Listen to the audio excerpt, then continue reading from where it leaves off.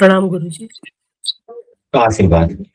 सर्वेभ्यो नमो नमः। कक्षा में उपस्थित सभी सदस्यों को यथा योग्य सम्मान एवं अभिवादन भी। सभी सदस्य अपने अपने इष्ट देव का ध्यान करें। माता गायत्री के मंत्रों का एक बार उच्चारण अवश्य कर ले। साथ ही अपने प्रेरणा के स्रोत एवं अपने गुरुजनों को भी अंतर्मन से अभिवादन कर ले। हम लोगों के द्वारा प्रतिदिन कुंडली प्रदेश पर आधारित कक्षा आयोजित की जाती है। आज की जो कक्षा है मुख्य रूप से हम विषय वस्तु को समझने के तरीकों पर चर्चा करेंगे। निर्णय आप लोगों का होगा। आप लोग आज भी दे सकते हैं या सोमवार की कक्षा में भी इसी कुंडली को आधार मानकर हम लोग अभ्यास कक्षा का आयोजन करेंगे। हमने समूह में भी शेयर कर दिया है इस कुंडली को और हमारी इच्छा है कि सोमवार के दिन सभी व्यक्ति अपने अपने इस कुंडली पर और इसी प्रश्न पर विचार दें। प्रश्न है कि किस विषय वस्तु की किस विषय की शिक्षा प्राप्त करें कि कार्यों में सरलता हो। कार्यों की सरलता का मतलब यह है कि जब व्यक्ति वयस्क हो जाए, अभी यह जातक की आयु को देखा जाए कि कितना है संभवतः, तो शनिदेव तुला राशि में है जन्म के समय और शनिदेव का अंशात्मक मान 5 है। यानी कि शनिदेव जब तुला राशि में आए थे और 5 महीना व्यतीत हो चुका था तब जातक का जन्म हुआ था और अभी शनिदेव मीन राशि में है और लगभग अंशात्मक मान भी इसी के आसपास में होगा, तो आगे पीछे तो 1 2 3 4 5 6 आयु आकलन आप लोग कर सकते हैं कि जातक की आयु कितनी हो सकती है। यानी कि तुला राशि में शनिदेव हैं और अभी शनिदेव मीन राशि में गोचर कर रहे हैं। अपने से ये अपने से छठे भाव में है ना, 1 1 2 3 4 5 6 अपने से छठे भाव में जो भी हो जैसे भी, यानी कि कम उम्र का ही लड़का है। तो इस उम्र में व्यक्ति के अभिभावक यानी कि बात जातक के अभिभावक को चिंता हो ही जाता है कि हम अपने लड़के को किस विषय की पढ़ाई करवाएं ताकि वह उसे नौकरी प्राप्त हो या जो भी काम करे उसके अनुरूप उसकी शिक्षा हो।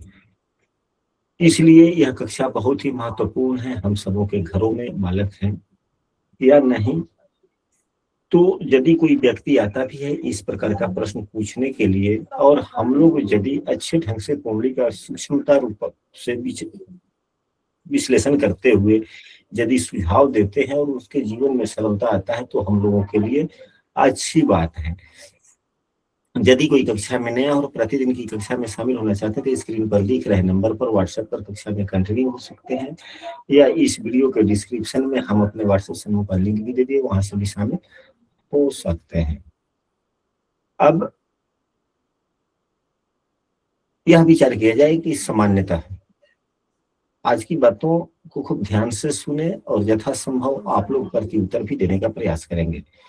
सामान्यतः ऐसा देखा जाता है कि अधिकांशतः लोग जिस विषय की शिक्षा प्राप्त करते हैं, उच्च शिक्षा प्राप्त करते हैं,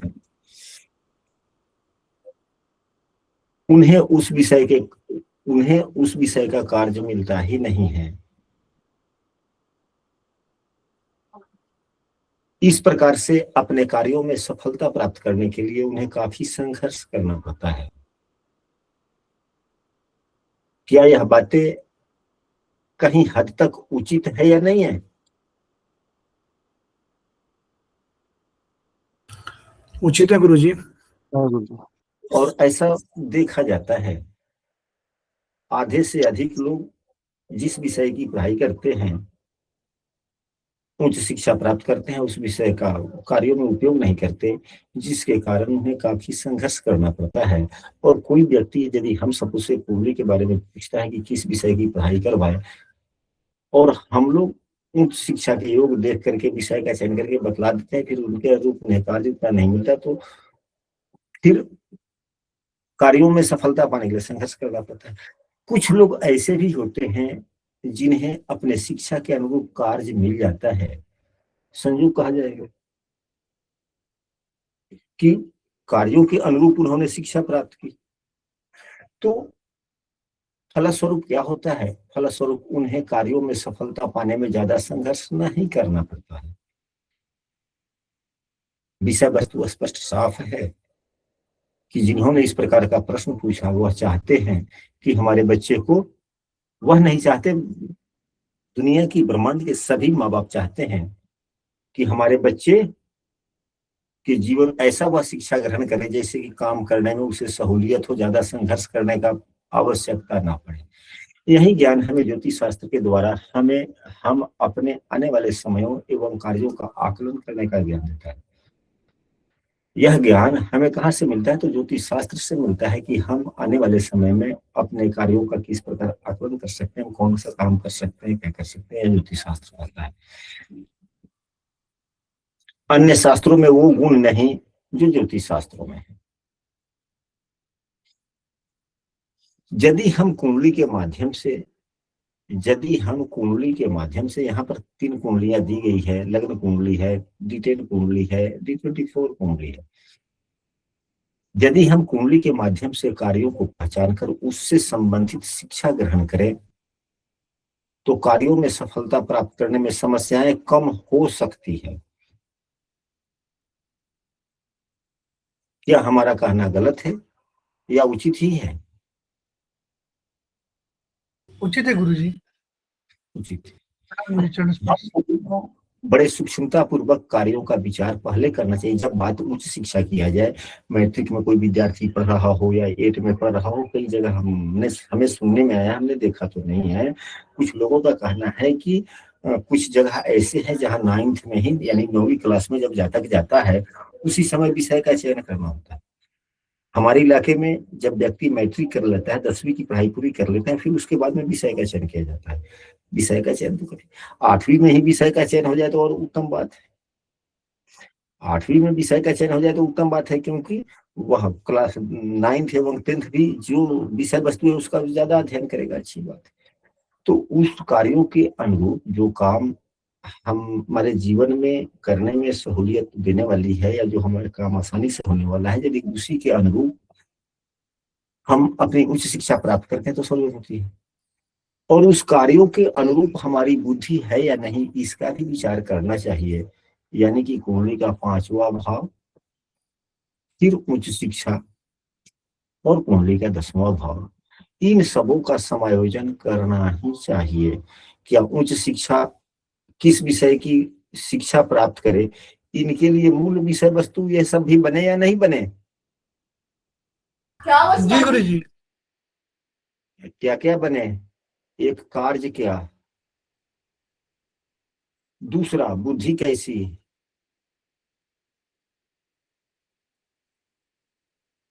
एवं उच्च शिक्षा के योग कैसे,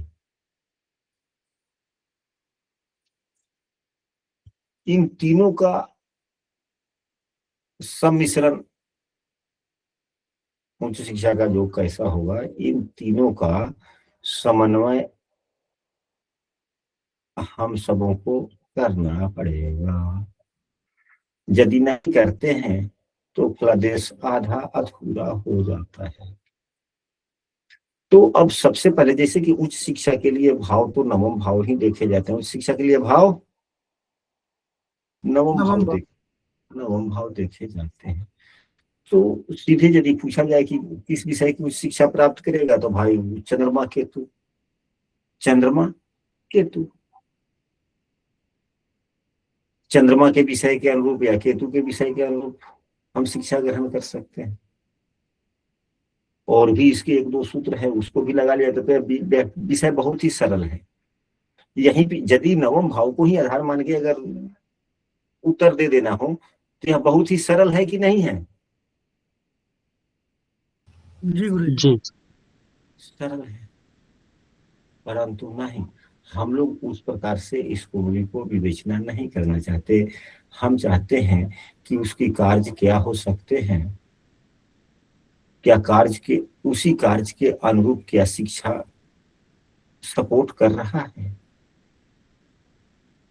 यदि इस कार्य के अनुरूप उसका शिक्षा सपोर्ट नहीं कर रहा है तो कार्य के अनुरूप शिक्षा को दर्शाया जाए कि इस विषय का शिक्षा प्राप्त करे, और यदि समस्याएं हैं तो यह उपाय कर लिए जाए ताकि इसको उच्च शिक्षा भी प्राप्त हो जाए कार्यों के अनुरूप। फिर जब वो अपना काम शुरू करे, फिर वहां पे उतना संघर्ष ना करना पड़े, उतनी समस्याएं न आए। क्या इस प्रकार से हम लोग कभी कुंडली देखते हैं? हाँ या ना? यदि ना, तो देखने का प्रयास करना चाहिए या नहीं? क्या यह कायदे उत्तम हो सकते हैं या नहीं? यहाँ पे जितने भी व्यक्ति शामिल है सभी आचार्यगण हैं।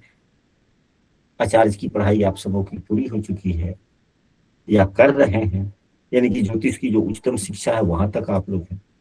तो आप लोगों का भी विचार आमंत्रित है। एक दो व्यक्ति जरूर विचार दे कि उत्तम क्या होगा।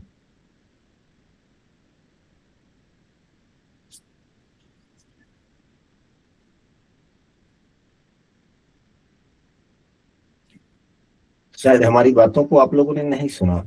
जी गुरु जी, आपने जो कहा कि हमें उच्च शिक्षा के लिए उसके विशेष चीजों का ध्यान देना बहुत जरूरी है, क्योंकि उच्च शिक्षा का मतलब है कि हायर नॉलेज जब व्यक्ति प्राप्त करेगा तो उस हिसाब से फिर समाज को डिलीवर भी उस तरीके से करेगा वो। तो जो बुद्धि की दशा को देखना और कार्य की क्या स्थिति रहेगी उसका चर्चा जरूर करनी चाहिए कुंडली देखने में। ठीक है, फिर प्रश्न पर हम आ जाते हैं। शायद आप सबों ने प्रश्न को सही ढंग से नहीं समझा। जब तक प्रश्न को ही नहीं समझेंगे, फिर समाधान सही ढंग से कैसे हम सभी कर पाएंगे? हमारे कहने का मतलब यह है कि उच्च शिक्षा के लिए हम नवम भाव का विश्लेषण कर लेंगे, अध्ययन तो बतला देंगे, तो क्या वह कार्यों के अनुरूप उसका विषय बन रहा है या नहीं? तो जीवन में जरूरी नहीं है, ऐसा कुछ नहीं जरूरी है। नहीं है। ऐसा कुछ जरूरी कि कार्यों के अनुरूप उसका विश्लेषण हो पाए, मतलब कार्यों में जरूर के हिसाब से उसका शिक्षा हो पाए, ऐसा जरूरी तो नहीं है। तो वही तो मैं कह रहा हूँ कि जी अधिकांशतः व्यक्तियों को देखे जाते हैं कि वह जो काम करता है उस विषय का वह शिक्षा प्राप्त नहीं किए हुए होता है। तो फिर आने वाले दिनों में जब ही वह कार्य शुरू करता है तो ढेर सारे संघर्ष करने पड़ते हैं। बहुत समय ऐसा चला जाता है, उसके कई वर्ष खराब हो जाते हैं, फिर जाकर के उस क्षेत्र से संबंधित वह ज्ञान प्राप्त करता है, फिर अपने कार्यों में आगे बढ़ता है। जी तो हम क्यों नहीं, यदि वह कोई व्यक्ति आपसे कुंडली दिखला रहा है, हमसे कुंडली दिखला रहा है, तो वह जो 5 साल बाद में यानी कि कार्यों को शुरू करने के बाद में जो वह शिक्षा प्राप्त करेगा, तो हम वही शिक्षा के लिए निर्देशित आज ही क्यों ना कर दें? हमारे कहने का मतलब यह है, यह जी कहाँ तक यह कहाँ तक मेरा विचार कहाँ तक उचित है और कहाँ अनुचित है? नहीं, पूर्ण रूप में उचित है गुरु जी, आपका विचार जो है पूर्ण से उचित है, बिल्कुल। अच्छा, तो अब चलिए, तो सबसे पहले हम लोग कार्यों का अवलोकन करना चाहिए कि व्यक्ति काम क्या कर सकता है। तो हमारे जातक शास्त्रों में यह बातें बतलाई गई है कि 10वें भाव में कोई ग्रह हो तो उसके अनुरूप कार्य, यदि ग्रहों की अब उसी के अनुरूप कार्य, अब देखा जाए कि ग्रह की संख्या 9 है। वर्तमान समय में कार्यों का प्रकार काफी है, जिसकी गिनती नहीं कर सकते, उतना तो हमें भी नहीं मालूम जितने प्रकार के कार्य आजकल होते हैं। तो सभी ग्रहों के गुण धर्म के आलोक में प्रत्येक ग्रहगण के अधीन अनेक कार्य आ जाते हैं, यानी कि प्रत्येक ग्रह के अधीन अनेक कार्य आ जाते हैं। इसका भी हम सबों को ज्ञान होना चाहिए। अब यहाँ कुंडली में 10वें भाव में ग्रह ही नहीं है, हम कैसे क्या करेंगे? अगर कोई ग्रह 10वें भाव में है भी, एक से अधिक ग्रह है, तो दो बातों का विचार करना चाहिए कि लग्न के अंशात्मक मान के आसपास जो ग्रह हो, या जो 10वें भाव मध्य के आसपास में जो ग्रह हो, प्रधानता उसकी देनी चाहिए। अब यहाँ पर इस कुंडली में ग्रह नहीं है, साथ ही 10वें भाव के मध्य वाले बात आ गई। यदि ग्रह न हो तो 10वें भाव के स्वामी के नवमांश के स्वामी से विचार करना चाहिए। यह हम सबों ने, यह सामान्य नियम है जो हम सबों ने पूर्व में पढ़ा है। अब यहाँ पर हम लोग नोट करते चलते हैं कि यदि 10वें भाव में कोई ग्रह न हो तो 10वें भाव का स्वामी नवमांश कुंडली में जिस राशि में हो उस राशि के स्वामी के अनुरूप, तो इस उदाहरण कुंडली में 10वें भाव के स्वामी बुध देव बनते हैं। बुध देव का अंशात्मक मान 16 है, जो यह 5वें नवमांश में है, और बुध देव लग्न कुंडली में 10 नंबर की राशि में है, तो यह नवमांश में किस कुंडली राशि में चले जाएंगे? वृषभ राशि में गुरुजी। वृषभ राशि में, तो वृषभ राशि के स्वामी शुक्र देव हो गए, यानी कि शुक्र देव के अनुरूप हम सभी काम कर सकते हैं। शुक्र देव के अधीन हम कोई काम कर सकते हैं। यहां से इतनी बातें स्पष्ट हुई जी। इसके बाद में हम लोगों को जब वर्ग कुंडलियां हैं तो वर्ग कुंडली प्रमुख कुंडली होती है उस क्षेत्र के लिए, तो यहाँ पे D10 कुंडली भी हमने बना रखा है। D10 कुंडली के का 10वां भाव भी कर्म का, कार्यों का प्रतिनिधित्व करता है। तो यहाँ भी तुला राशि है, तो शुक्रदेव हुए स्वामी, तो दो तो मैच कर गया ना जी। अब यानी कि यदि 10वें भाव में कोई ग्रह न हो तो इस प्रकार से विचार करना चाहिए कि D10 के भी 10वें भाव के विचार अवश्य कर लेना चाहिए। यदि 10वें भाव में कोई ग्रह न हो तो 10वें के स्वामी, 10वें के स्वामी का एवं 10वें भाव पर पड़ रहे ग्रहों की दृष्टि का भी विचार करना चाहिए, क्योंकि वहां पे कोई भाव में ग्रह ही नहीं, तो किस ग्रह की दृष्टि पड़ रही है इसका भी विचार किया जाना चाहिए। इस कुंडली में राहु का भी दृष्टि है, राहु का दृष्टि है, इसलिए राहु को भी ले लेना चाहिए। हम सब अभी ग्रहों को ही लिखते चलेंगे, फिर अपने आप निर्णय आसान हो जाएगा और विषय भी सपोर्टिंग में आ जाएंगे। राहु की दृष्टि कैसे है गुरुजी? राहु की दृष्टि नहीं है। राहु की तो 5वीं, 9वीं या 7वीं संभव पर है ही नहीं। शुक्र की भी नहीं है, गुरु की नहीं है, चंद्रमा केतु की नहीं है, मंगल की नहीं है, शनि की नहीं है, किसी भी ग्रह की 10वें भाव पर दृष्टि नहीं है। चलिए, अच्छा कभी कभी ओवरलैपिंग हो जाता है। इसके बाद में 10वें भाव में यदि कोई ग्रह न हो तो 10वें के स्वामी का एवं 10वें भाव पर पड़ रहे दृष्टियों का भी अवश्य विचार करना चाहिए। अब 10वें भाव के स्वामी का तो हम लोगों ने एक प्रकार से विचार किया कि 10वें भाव का स्वामी नवमांश में किस राशि में है, उसके स्वामी जो शुक्रदेव बने, एक प्रकार से तो हम लोगों ने अवलोकन कर लिया, लेकिन नहीं, हमारे गुरुजनों का कहना है, पुस्तकों में भी देखने को मिलता है कि 10वें भाव का स्वामी का विचार किन किन बिंदुओं को आधार मान के करना चाहिए कि वह किस भाव में है, वह किस भाव में है। साथ ही 10वें भाव में राशि कौन सी है, 10वें भाव के जो स्वामी हैं उन पर किस ग्रह का प्रमुख रूप से प्रभाव बन रहा है, यानी कि 10वें भाव के स्वामी किस ग्रह एवं किस भाव में है, वो तो हो ही गया, मतलब किस ग्रह से ज्यादा प्रभावित है, वह ग्रह किस भाव का स्वामी है। क्योंकि जब भाव में कोई ग्रह नहीं होता है तो वह कई मायनों से उसे तराशा जाता है, देखा जाता है। D9 कुंडली में भी किस राशि में है इसका भी तारतम्य करना चाहिए।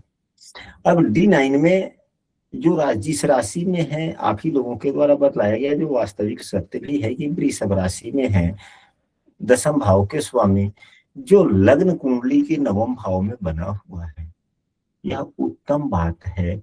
एवं लग्न कुंडली के दशमेश, लग्न कुंडली का दशमेश नौमांश कुंडली के जिस राशि में है वह D10 कुंडली के पंचम भाव में है, यह शुभ है। इस बात का द्योतक है कि यदि जातक चाहे तो अपने कार्यों के अनुरूप शिक्षा ग्रहण कर सकता है, क्योंकि दशमेश पंचम भाव में ही है और पढ़ाई वाले भाव में ही, बुद्धि वाले भाव में ही है, कर सकता है, करिए उसे। अब यदि वह किस भाव में है, दसम भाव का स्वामी किस भाव में है, उस पर भी हम सबों को विचार करना चाहिए कि वह किस प्रकार का काम कर सकता है। अभी दशमेश बुधदेव है, अभी बुधदेव के गुण धर्मों का हम लोगों ने नहीं लिया, भाव का ले रहे हैं। यदि शुक्रदेव की ही बात आ गई तो शुक्रदेव साइंस माइंडेड ग्रह नहीं है। कौन से ग्रह है ये? आर्ट माइंडेड ग्रह है। शुक्र को साइंस माइंडेड कहा जाएगा या आर्ट माइंडेड?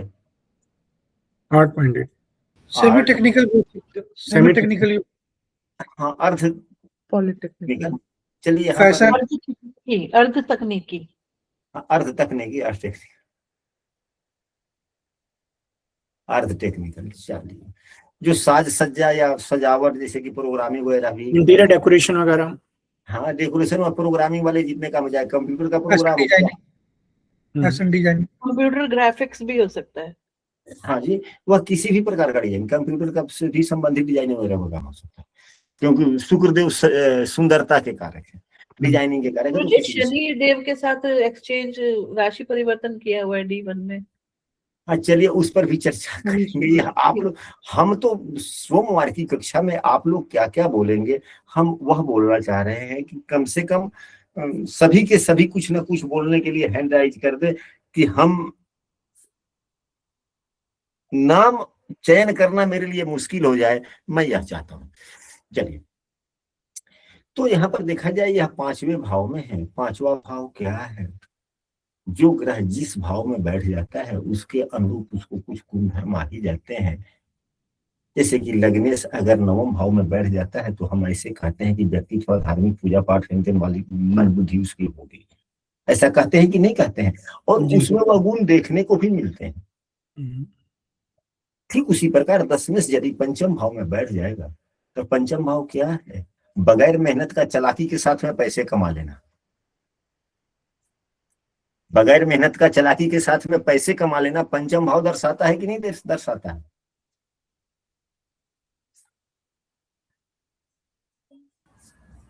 जी, लॉटरी सट्टा इत्यादि क्या है?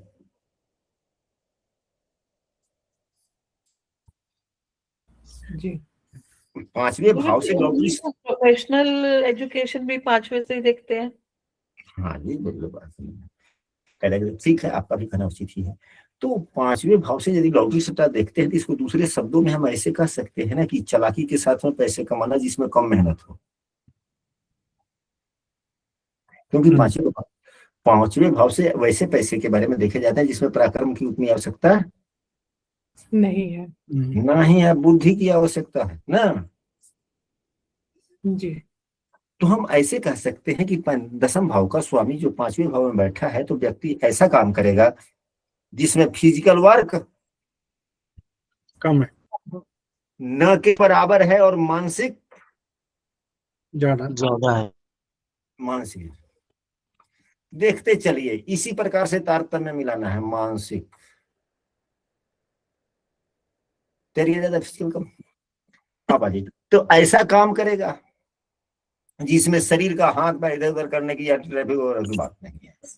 चलिए, अब जैसे कि पांचवें भाव में यदि होता है तो वह हालांकि अच्छी ही बात है, चालाकी से धन अर्जन करने पर ज्यादा ध्यान देगा, फिजिकल वर्क कम होगा उसका। यदि शुभ प्रभावित है तो और अच्छी बात है, अगर वही पाप प्रभावित हो जाएगा तो क्या हो जाएगा? तो चालाकी के साथ में तो लोग दलाली भी करता है ना, ब्रोकर का भी काम करता है।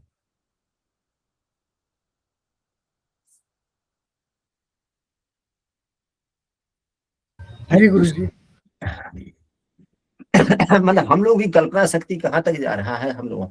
अब इसके बाद में 10वें भाव में पड़ने वाले राशियों पर भी विचार कर यह, अब यह कैसी राशि है, तो यह मिथुन राशि है, जो 10वें स्वयं लग्नेश भी है, 10वें स्वयं लग्नेश भी।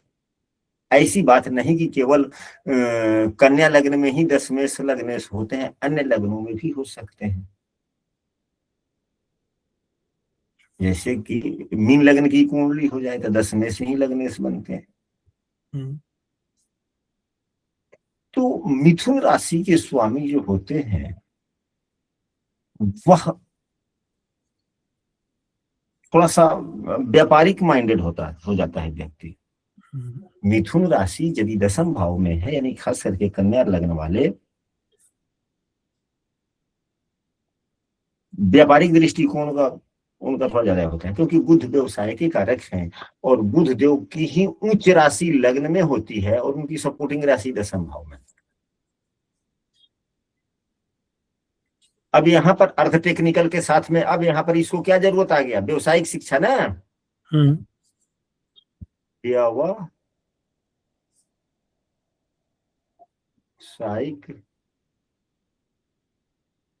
शिक्षा मिल गया।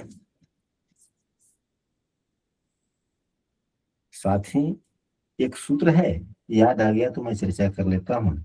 हमारे बाबा का कहना है और हम कुंडली पर देखते भी हैं, खास करके यदि 10वें भाव पाप प्रभावित न हो, ज्यादा पाप प्रभावित न हो और 10वें से ही यदि लग्नेश बनते हैं, यानी कि कन्या लग्न की कुंडली हो या मीन लग्न की कुंडली हो,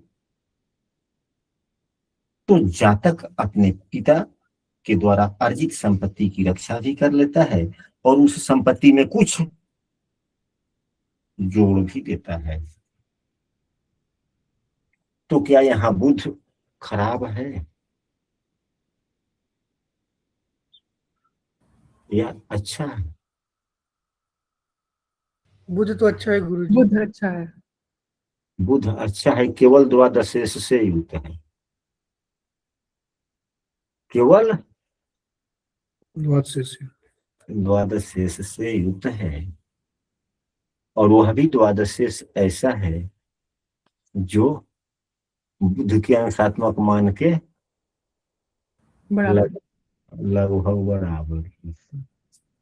लेकिन हम यहाँ पर स्पष्ट कर देना चाहते हैं कि आज के जमाने में द्वादशेष उतना हानिकारक नहीं होता किसी के लिए भी नहीं कार्यों में, क्योंकि हम सबों ने पढ़ा है एवं उपाय भी करते हैं कि जो ग्रह जिस भाव का स्वामी है उसके अनुरूप कार्य धंधा करो, कुछ वैसे ठीक हो जाते हैं। तो आज के जमाने में बहुत कम ही ऐसे व्यक्ति हैं जो घर पे या घर के माहौल में ही काम करते हैं, नहीं तो बहुत से अधिकांशतः व्यक्ति ऐसे हैं कि चाहे वह घर पर ही क्यों न रह रहे हों, अपरिचित जगहों से काम करते हैं, अपरिचित जगहों से ही काम करते हैं, दूर दराज है, फोन है, संचार की सुविधा। तो जब अपरिचित जगहों से काम धंधा उनका होता है या अपरिचित जगहों पर जाते हैं, तब तो फिर 12वें भाव का उपाय हो गया ना जी। इसलिए पहले का था कि संचार की सुविधाएं कम थी, तो फिर उतना अपरिचित जगहों से लेन देन नहीं होता था, जान पहचान नहीं होती थी, कार्य वगैरह नहीं होते, तब पुराने जमाने में 12वें भाव के स्वामी ज्यादा नुकसानदायक हो जाते थे। लेकिन आज के जमाने में नहीं, कुछ कम।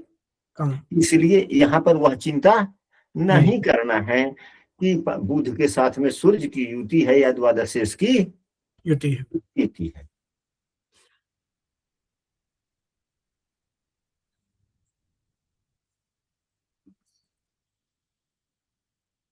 अब यहाँ पर जो चर्चा हो रही है कि यदि मिथुन लग्न 10वें से ही यदि लग्नेश हो तो अच्छा है, और यह व्यवसायिक राशि है, यानी कि बुधदेव उसके स्वामी है, व्यवसायिक राशि है, तो व्यवसायिक शिक्षा ग्रहण करनी चाहिए।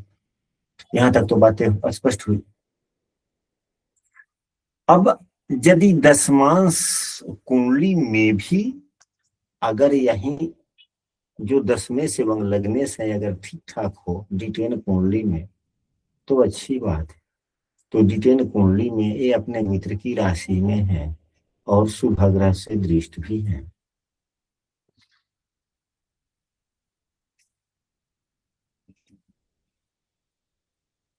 यदि 10वें से ही लग्नेश हो और D10 कुंडली में अच्छी स्थिति में हो, शुभ ग्रह से युक्त हो, तो भविष्य के बारे में ज्यादा चिंता सोचना नहीं। नहीं है। अब 10वें पर जिस ग्रह का ज्यादा प्रभाव हो उसका विचार करना चाहिए। तो यहाँ तो 12वें भाव के स्वामी से युक्त है और प्रभाव भी सूर्य का ही है। तो हम सबों को यहाँ पर इस कुंडली की मैं विवेचना नहीं करना चाहता, ये तो आप लोग करेंगे सोमवार को। तो 10वें पर जिस ग्रह का प्रभाव ज्यादा हो उसका भी विचार करना चाहिए। यहाँ 12वें के स्वामी से युक्त है, लेकिन वह सूर्य देव है। सूर्य देव सात्विक ग्रह है। सूर्य देव सात्विक ग्रह है और यहाँ पर फलादेश जो हो रहा है, हम लोगों को कार्यों का चयन करना है। तो सूर्य देव जो बुध को प्रभावित कर रहे हैं, क्या वो दशमांश कुंडली में बुरे फल प्रदाता है या अच्छी राशि में है? मित्र की राशि में गुरुजी सूर्य देव तो दशमांश में, दशमांश में मीन राशि में है। दशमांश में मीन राशि में, मीन राशि में है और वह मीन राशि लग्न कुंडली के 7वें भाव में है, जो कि ठीक है, जो ठीक है, अच्छा है। अब यहाँ पर एक बात हम और कहेंगे कि कार्यों में अष्टमेश का दोष उतना नहीं लगता। अष्टम भाव अष्टमेश का दोष उतना नहीं लगता कार्यों के लिए, दशम भाव के लिए, क्योंकि यह 10वें का 11वां हो गया और कार्य करने से समृद्धि आती है। आप लोगों ने देखा होगा कि बहुत से बड़े बड़े प्रसिद्ध व्यक्ति जिन्होंने सफलता की सीमाओं तक पहुंचने का प्रयास किया है, उनके 8वें भाव में ढेर सारे ग्रह रहते हैं। ऐसा देखने को मिलता है कि नहीं मिलता? जी गुरुजी। 8वां भाव सपोर्टिव हो जाता है 10वें के लिए, क्योंकि 10वें से 11वां है। हम सबों ने पूर्व में पढ़ा भी है कि 8वां होना अच्छी बात है। 8वां यदि कार्यों की बात की जाए तो 8वां उत्तम ही होता है। यदि बात स्वास्थ्य की हो तो 8वां सबसे बुरा होता है। 8वां सबसे बुरा होता है जब बात स्वास्थ्य की हो, और जब बात कार्यों की हो तो 8वां उत्तम ही होता है। 8वां हमें मनन चिंतन प्रदान करता है, हम अपने स्वयं चिंतन करके आगे बढ़ते हैं। तो यदि अष्टमेश भी है तो अपने भाव से 8वें है तो मनन चिंतन यहाँ के लिए करेगा, सब सपोर्टिंग है, चलिए ठीक है, उतना नुकसानदायक नहीं है जैसा कि हम सोचना चाह रहे हैं। तो D10 में जो बुध देव लग्न कुंडली के दशमेश को जो ग्रह प्रभावित कर रहा है वह D10 कुंडली में शुभ ग्रह की राशि में है और वह राशि लग्न कुंडली के 7वें भाव में है। अब जो 10 वर्ग कुंडलियों से ग्रहों का स्वभाव देखते हैं, जो बुध को प्रभावित कर रहा है, 10वें भाव को प्रभावित कर रहा है, सूर्यदेव कौन से ग्रह है? टेक्निकल है, अर्थ टेक्निकल है या क्या है, या नॉन टेक्निकल है? टेक्निकल। सूर्य तो नॉन टेक्निकल ही है। सूर्यदेव मैकेनिकल।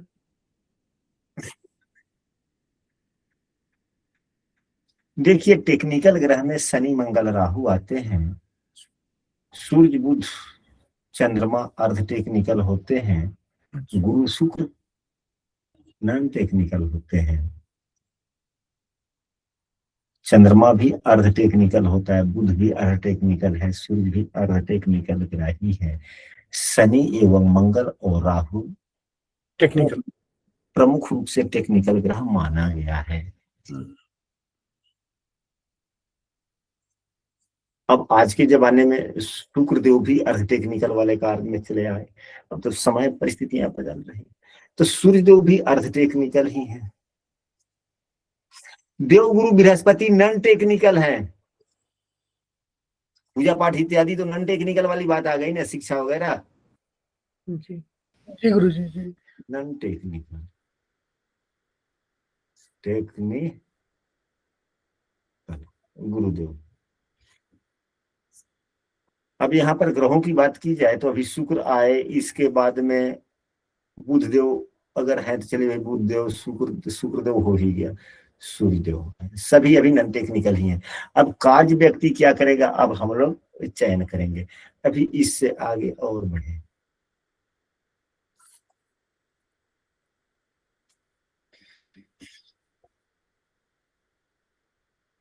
गुरुजी प्रणाम। एक चीज पूछना था, हाँ। जैसे आपने बताया ना कि गुरु देव हुए जो शिक्षा के लिए भी हुए वो नॉन टेक्निकल हो गए, लेकिन सर गुरुजी देखिए आज जो क्लास में जो बच्चों को पढ़ाया जा रहा है वो तो वहाँ बहुत ज्यादा टेक्नोलॉजी यूज हो रहा है, स्मार्ट क्लासेस बहुत कुछ होता है, उसको कैसे देखेंगे? उसको वहां से गुरु से ना देखे राहु से देखेंगे? हाँ जी, देखिए गुरु का काम पढ़ना पढ़ाना है जी। वह तो स्मार्ट क्लास है, या हम भी लोग भी इस्तेमाल कर रहे हैं, या स्मार्ट क्लास भी है। इसमें राहु का सहयोग है, माध्यम राहु का है कि राहु के सहारे गुरु अपना काम कर रहा है। राहु के सहारे गुरु अपना काम कर रहा है, न कि गुरु का काम टेक्निकल का है। वह तो माध्यम है, वह तो उस माध्यम से हम पढ़ा रहे हैं जी। लेकिन पढ़ाना तो टेक्निकल बातें नहीं हुई। चलिए हम लोग पॉइंट पर आते हैं। अब यहाँ पर हमने लग्न की चर्चा किया, परंतु सभी चीज को देखना चाहिए कि लग्न अच्छा है कि चंद्र लग्न अच्छा है। तो यहाँ चंद्रमा उच्च का होकर के बैठा है। यदि चंद्रमा उच्च का होकर बैठ गया, चंद्रमा उच्च का होकर के बैठा, तो क्या लग्न बलवान है या चंद्र लग्न बलवान है?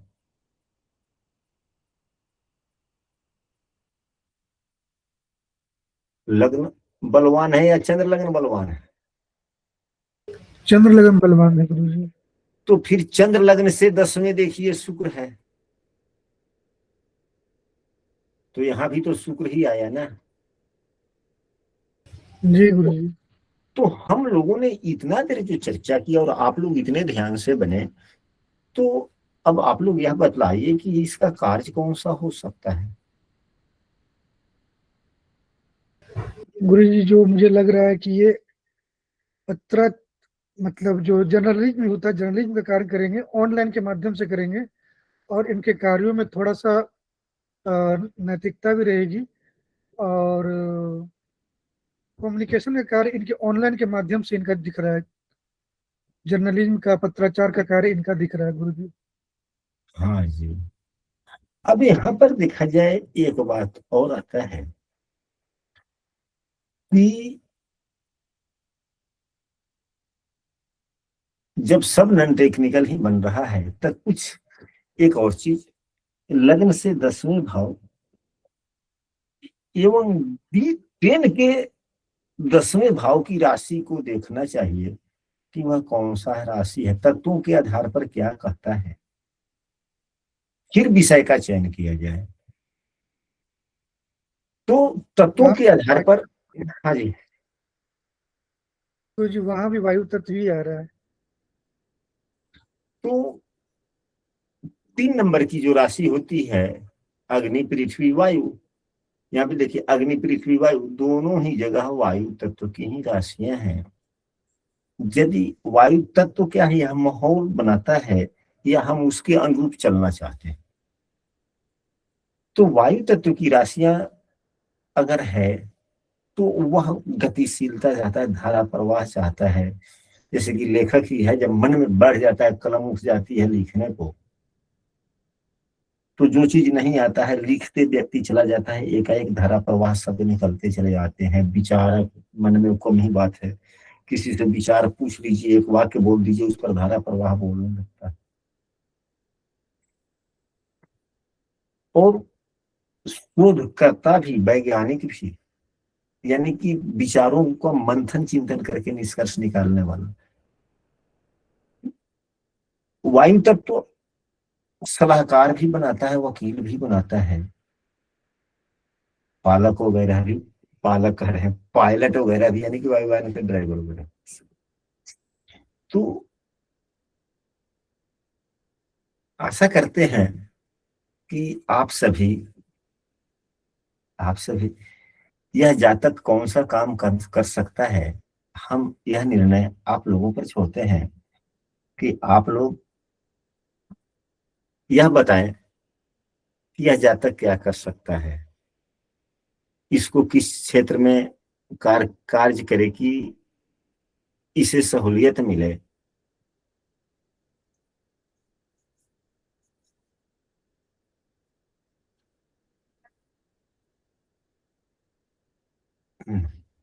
यहाँ पर 20 सदस्य हैं।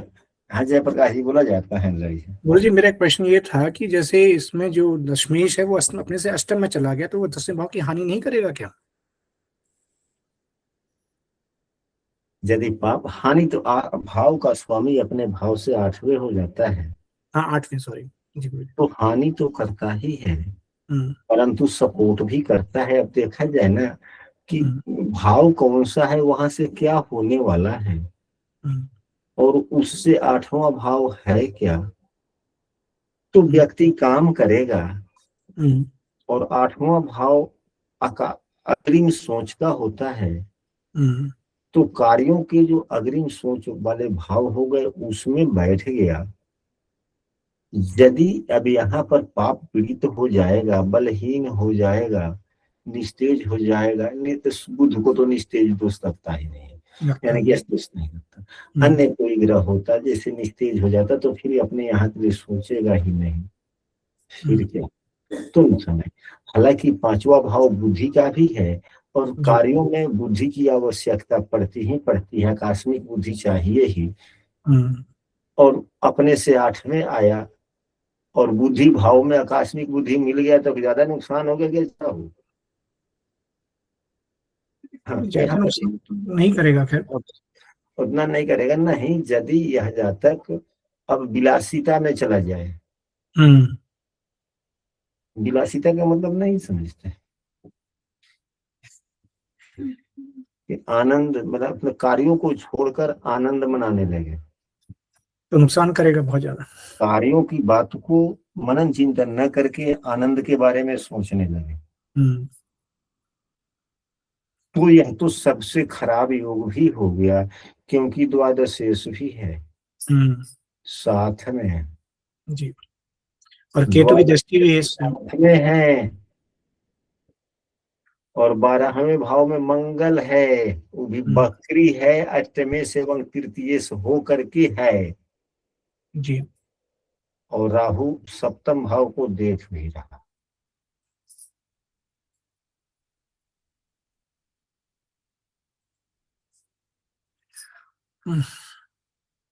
तो 12वें भाव का भी तो संबंध बनाना जी, तो 12वें भाव का भी तो उम्र के अनुरूप कुछ गुणधर्म अपने विकसित होते रहते हैं। जी, वो तो है। और पापग्रह और बुरा फल देने वाला ग्रह, पापग्रह बुरा फल देता है, और बकरी हो गया तो और ज्यादा पाप गुण बढ़ गया। जी, तो वह गुण यदि विकसित हुआ फिर क्या होगा, तब तो नुकसान होगा, बहुत नुकसान हो जाएगा गुरु जी फिर तो। अगर यह गुण विकसित नहीं हुआ फिर क्या होगा, फिर तो अच्छा ही बना जी। तो अब ठीक है, उस पर चर्चा होती रहेगी। तो अभी यहाँ पर निर्णय हो कि व्यक्ति कौन सा काम कर सकता है, तो व्यक्ति वही काम करेगा। जैसे कि मैं मेडिकल वाली तो बात बनी नहीं, कि मेडिकल वाली बात बन गई, नहीं जी। इंजीनियरिंग की बात बनी नहीं, हम्म, कि इंजीनियरिंग बना। नहीं बना। ऑडिटिंग वगैरह नहीं कर बना। सकते हैं गुरु जी, ऑडिटिंग है या अकाउंट्स में या इस चीज की पायलटिंग हाँ वगैरह जी, की। हाँ जी, हाँ जी, हाँ जी, ऑडिटिंग वगैरह जाए तो सलाहकार ही की बात आई ना। जी, सलाहकार का। क्योंकि सूर्य भी साथ में, तो ऑडिटिंग वगैरह इसको बहुत अच्छा रहेगा, मतलब बड़ा अच्छी काम करेगा उसमें जाकर के। हाँ, अर्थशास्त्र इत्यादि पढ़े, हम्म, साइंस ले तो वो भी तो अर्थ, ऑडिटिंग वाला भी तो अर्थ टेक्निकल ही आ जाता है ना। बिल्कुल आपसे टेक्निकल है गुरु जी। गुरु और जी जर्नलिज्म नहीं होता, पत्राचार वगैरह कोर्स जो होता है, जो जर्नलिज्म का कोर्स होता है, जो लोग आज शुक्र से बहुत ज्यादा अफेक्टेड है, इसकी कुंडली हर जगह शुक्र दिख रहा है। हाँ जी, तो जो न्यूज एंकर वगैरह बनते हैं हाँ, विदेशी मतलब बड़ी बड़ी कंपनियों में, हाँ तो जी, वहां भी तो न्यूज एंकर का काम हो गया, या इस तरह के कार्यों से संबंधित कार्य कर सकता है क्या? हाँ, तो फिर तो आपका भी कहना यहाँ उचित ही है। तो यहाँ पर 12वें भाव का स्वामी 10वें से युक्त नहीं हो गया था। 12वां भाव तो अपरिचित जगहों का है, विदेश का भी तो है, जी। तो उसका भी प्रभाव कुछ आ ही गया। पत्रकारिता है तो फिर बुध वाणी के कारक, पत्रकारिता के कारक है भी। यानी कि ओवरऑल अगर व्यक्ति को इंटर में पढ़ना हो तो कौन सा सब्जेक्ट चुनाव करे? कॉमर्स या इकोनॉमिक्स का? कॉमर्स पढ़ लेना चाहिए। कॉमर्स पढ़ना चाहिए, अभी तो कॉमर्स पढ़ना चाहिए 12th के लिए। कॉमर्स करके फिर आगे जर्नलिज्म में चला जाए उसके बाद। हाँ जी। अच्छा, अब देखा जाए, अब देखा जाए इसके बाद में कि क्या इसके उच्च शिक्षा में कॉमर्स के योग बन रहे हैं?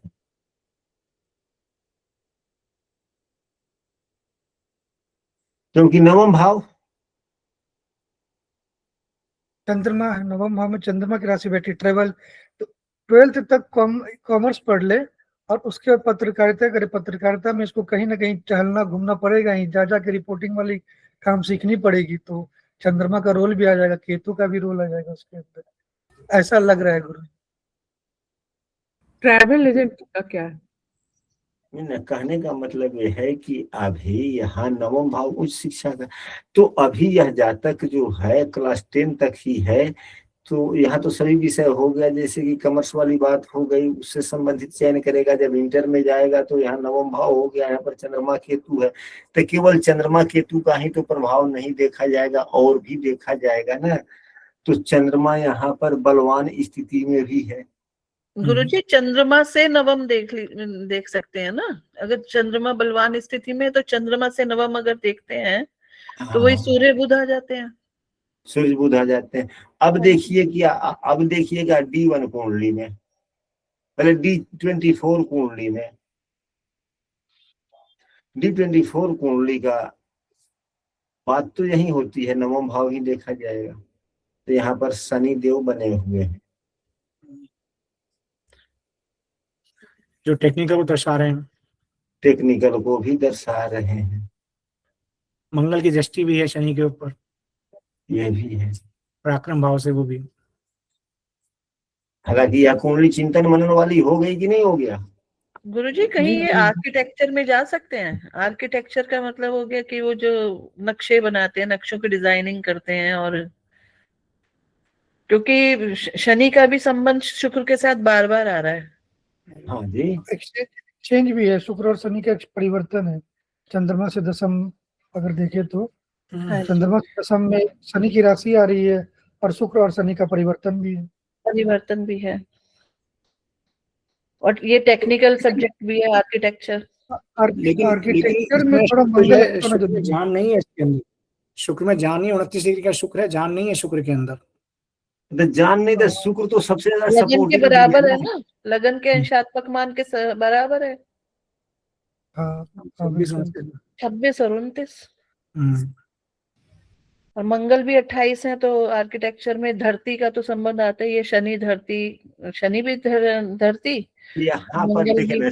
ना, यहाँ पर अगर लग्न का अंशात्मक मान 26 है, इसमें से 15 कम करते हैं तो 11 होता है। 11 के पास में 9 आता है। देवगुरु बृहस्पति उतने लाभ नहीं देने वाले। शनि 5 डिग्री के हैं, 6 उसमें आ गए हम। तो ये शनि 5 अंश के हैं, तो यहाँ दूसरे भाव में शनि थोड़े हो गए, शनि 5 अंश के, तो लग्न का फल देंगे ना, क्योंकि लग्न का अंशात्मक मान तो 26 है जी और यह 5 अंशों के हैं, तो यहाँ से लग्न मध्य से यह 9 अंश की ही दूरी पर है। शनि लग्न का ही फल देंगे, यहाँ का तो फल दे नहीं रहे। हालांकि शनि पीछे का फल दे रहे हैं, कोई बात नहीं, राशि तो वही है, चाहे यहाँ भी आ जाते हैं तो ऊंचा भी राशि ही बनती है, ठीक है, कोई दिक्कत नहीं। और पंचम भाव में शनि की राशि है गुरु जी। हाँ ठीक है, जो भी हो। तो यहाँ पर यह बातें आई स्पष्ट कि अगर विषय का चयन करने के लिए अभी कहा जाए तो अभी जातक को कुछ अलग विषय करने की जरूरत नहीं है। मतलब कि अगर 10 में ही कहीं विषय का चयन करना है या 11 में चयन करना है, तो 11 में भी तो कई विषय होते हैं, कुछ ही विषय तो छूटते हैं, कुछ ही विषय तो छूटते, नहीं तो सामान्यतः तो रहते हैं। तो हम ऐसे कह सकते हैं कि बच्चे को ऐसे विषय का वर्तमान में अभी शिक्षा देने के लिए कहा जाए कि जो अर्थशास्त्र इकोनॉमिक्स से संबंधित जी हो सकता है यह जातक सीए भी चार्टर्ड अकाउंटेंट बन सके, क्योंकि सूर्य के साथ में बुध है, सूर्य बुध की युति है, और चार्टर्ड अकाउंटेंट का मतलब होता है सजाना, वह भी सजावट का ही काम है। गणित और सजावट दोनों का समन्वय मिश्रण है। अकाउंटेंट क्या करता है, आपके वही खाते को, लेन देन को सजा के रखता है ना जी। छुपा के भी रखता है, चोरी भी करता है, टैक्स की चोरी तो वही करता है, बार-बार का काम भी तो वही है, गुप्त रूप से किसी चीज को रखना, सरकार को पता नहीं। आठवें भाव में छुपा के रखेगा। आप लोग कैसे कैसे बातें करते हैं, समझ में नहीं आता है। रुकिए, हम आप लोगों का पूरा